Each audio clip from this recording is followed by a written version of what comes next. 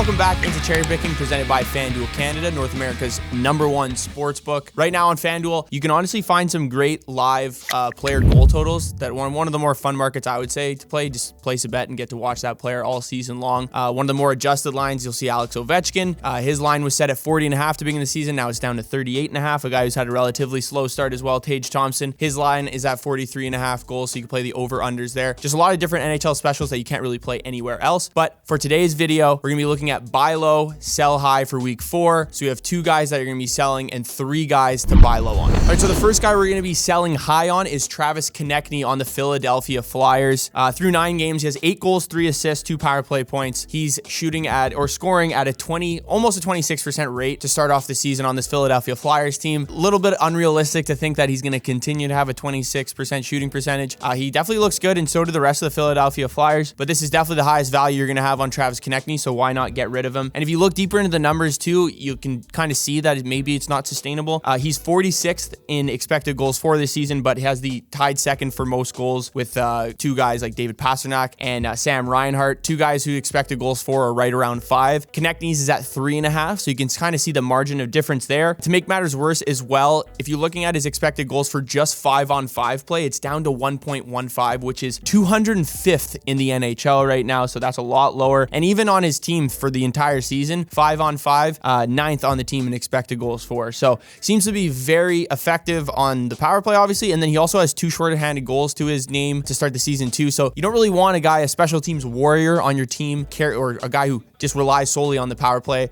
or even shorthanded. Like, he's not going to have 2 more shorthanded goals in another 9-game span probably ever. I'd be pretty shocked if he did. Also, the Flyers are off to a hot start offensively. They're scoring 4 or more goals in 5 of their 9 games so far. Not that I don't think this Flyers team is good. I think they look a lot improved this season. I just don't think that offense is necessarily going to stay there. So Travis Konecny, a guy you could definitely try to sell high on right now at that right winger position. You can look at some guys who started off a little bit slower and try to get them. Okay, so the next guy we're going to be selling high on, Frank Vatrano and on the Anaheim Ducks. 79% rostered. I was honestly a little bit shocked to see that in Yahoo Fantasy Leagues, to see him that high. I guess now, not crazy considering as of right now, he is leading the NHL in goals, tied at the top there with 9 goals in 9 games played. Rocking with a shooting percentage of 29%. So that's higher than Konechny's, although to his credit, he is creating a little bit more offense. His expected goals for number is definitely a little bit higher than Travis Konechny's is. I think he ranks within the top 35. So higher than Konechny for sure in that sense. But his shooting percentage, not sustainable. Career high shooting percentage for a full season for him is 11. And goals wise was 24 back in 2018-19. Those came in the same season when he was with the Florida Panthers. To say that he's going to stay on this track, obviously not. I think you could still say he's going to have a breakout season this year. I don't think that's crazy to say at all. He's obviously a very good goal scorer, playing on a line with 2 guys that pass the puck really well with Mason McTavish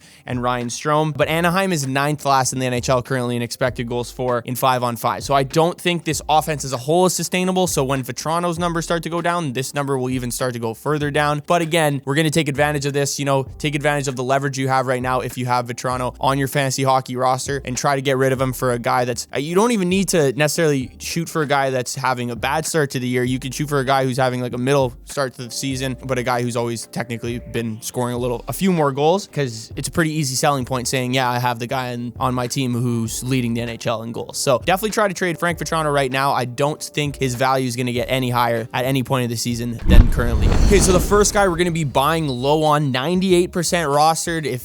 If you're in a league where he is not rostered, I would obviously suggest picking him up, but that is just shocking to see that there even is 2% where this guy isn't rostered. And that's Miro Heiskanen on the Dallas Stars. Through 7 games so far this year, just 1 goal, 3 assists, 2 power play points, only 13 shots on goal, so a very low number there, but he's 2nd on his team in shot attempts. This guy is due to get more pucks on net. He's due to definitely start getting some more points as well. People get pretty desperate and impatient with defensemen, I will say, too, in fantasy hockey. So for a guy who's supposed to be producing at a much higher level offensively, I think you'll be able to get him for a lot less than you would have at the beginning of the season. I think he was like a top 5 or 6 defenseman in terms of fantasy hockey drafts. And currently looking at his stats, his expected goals for number ranks 57th in the NHL, or 57th amongst defensemen, excuse me. And you look at his couple years before this, because I don't think this is sustainable. I think we'll see some positive regression for Heiskanen at this point. point. So last year, he was 7th in expected goals for amongst defensemen. And the year before that, even when he was a little bit younger, he was top 15 in the league too there. He's also playing a shit ton of minutes. He's top 10 in average ice time, playing 25 minutes per game. That's also a great number to kind of fall back on. So as I said, people may get a little bit impatient with Miro Heiskanen. You might be able to move him for a guy, I don't know, like Brady Shea had a really hot start. Not saying you could trade him 1-for-1 for Brady Shea, but there's definitely some guys out there who are getting a lot of points that people aren't looking deeper into the numbers. So definitely try to get Miro Heiskanen onto your team, because I don't think there's going to be a time where there will be a better time to trade for him. Okay, the next guy we're going to be buying low on, Alex Tuch on the Buffalo Sabres, right wing position.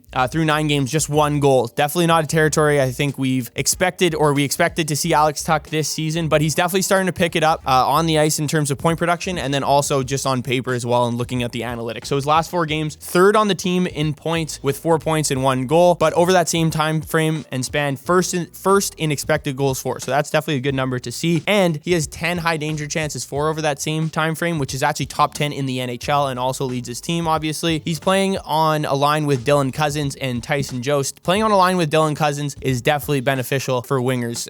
We saw it last season. He's just a really someone who can move the puck really well and finds players in really quality scoring chances, quality scoring opportunities, and I think Alex Tuch is definitely going to be taking advantage of that. He has an absolute cannon. So he had 36 goals last year with a relatively high shooting percentage. Like his shooting percentage so far this year is 5%. He's still getting pucks on net. He's still getting his opportunities. Just hasn't really been able to bury the puck yet. And I think we've seen over the last 4 games that that's starting to change. He could still get, I think, in the range of 25 to 30 goals. I wouldn't say confidently he's going to get 36 goals. Like last year, the Sabres offense started a little bit slower than we saw last year, and especially how it ended at the end of last year in terms of their offensive productivity. So Alex Tuch, definitely a guy I think that his value is relatively low right now, and a guy that you definitely try to get on your team before he starts to explode. All right, so the last guy we're going to buy low on this week is Anders Lee on the New York Islanders. Now, if you watch these videos before, I definitely don't generally suggest picking up or targeting players on the New York Islanders because their offense is relatively, it just put up a bunch of dud numbers, but their defense this year has not been very good, so they're going to have to score goals if they want to be competitive in this league. And you're looking at an Anders Lee, a guy who's 6th in the NHL in high danger chances, 4 in all strengths with 20. And then you look at just 5-on-5 as well. This guy is an incredible producer of quality scoring chances, 3rd. I know he only has 1 goal to show to his name right now, but he's playing on that first line with Bo Horvat and Matt Barzal. Those are 2 great players to be playing with. Matt Barzal especially has always been a pass first assist guy. He's definitely been a little bit more trigger happy this year in terms of shooting, but I think it's fantastic to see obviously Anders Lee on a line with those 2 players, an elite line for the New York Islanders. His last 4 games played too on this team, he leads the team in expected goals for at 2.29, but has just 1 goal. He does play on the second power play, but the one thing I will say about the New York Islanders, the power play for the last 3 years has perennially been a bottom 5 unit, so I don't think that's a huge factor, especially considering how much he's producing in 5-on-5 play as well. But again, like I've mentioned with Alex Tuch and Miro Heiskanen, the lowest value you'll have all year. I think this guy's going to start to really get the puck in the back of the net, so definitely get him. And he's only between 35 and 40% rostered, so definitely try to get him if he is on your waiver wire. I would suggest picking him up, and if not, you can get him for pretty much beans at this point, so try to trade for him. All right, thank you guys for tuning in to Buy Low, Sell High. Let me know what you thought in the comments. Be sure to download the FanDuel Canada app. That link will be in the description below. Like and subscribe, and I'll see you guys in the next video.